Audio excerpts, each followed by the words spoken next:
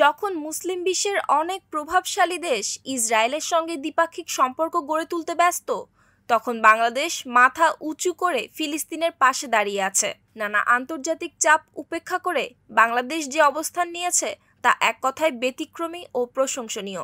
সম্প্রতি বাংলাদেশ সেনাবাহিনীর পক্ষ থেকে ঘোষণা এসেছে, প্রায় ৩,০০০ ফিলিস্তিনি সেনা সদস্যকে বাংলাদেশে সামরিক প্রশিক্ষণ দেওয়া হবে।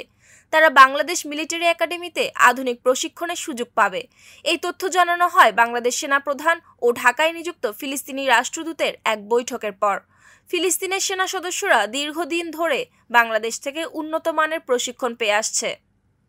জাতিসংঘ শান্তিরক্ষী মিশনের অভিজ্ঞতার কারণে বাংলাদেশের সেনাবাহিনী আন্তর্জাতিকভাবে প্রশংসিত এবং দক্ষতার দিক থেকে অনেক এগিয়ে। বর্তমানে বিশ্বের 50টিরও বেশি দেশের সেনা ক্যাডেটরা বাংলাদেশে প্রশিক্ষণ গ্রহণ করে, যার মধ্যে ফিলিস্তিনি অন্যতম।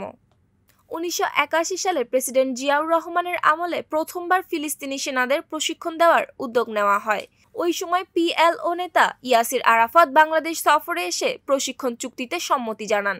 সেই থেকেই দুই দেশের এই সামরিক সহযোগিতা চলমান রয়েছে। বর্তমানে বাংলাদেশে প্রায় 300রও বেশি ফিলিস্তিনি সেনা সদস্য বিভিন্ন একাডেমিতে প্রশিক্ষণ নিচ্ছেন।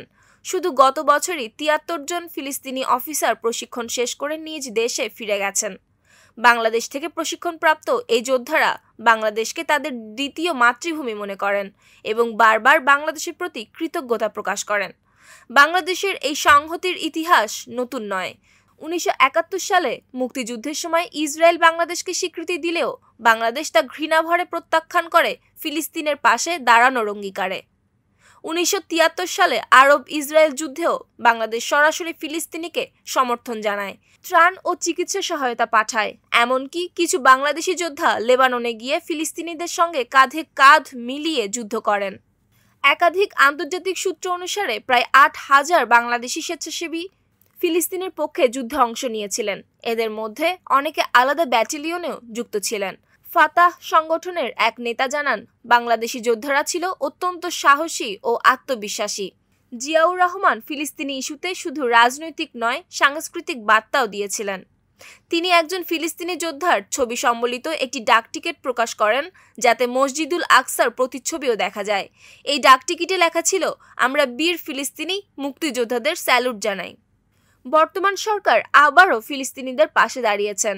নতুন করে 3,000 সেনা সদস্যকে প্রশিক্ষণ দেওয়ার চুক্তি এই সম্পর্ককে নতুন উচ্চতায় নিয়ে গেছে।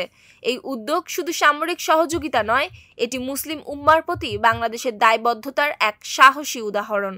সুপ্তি রায়, ভোরের আকাশ।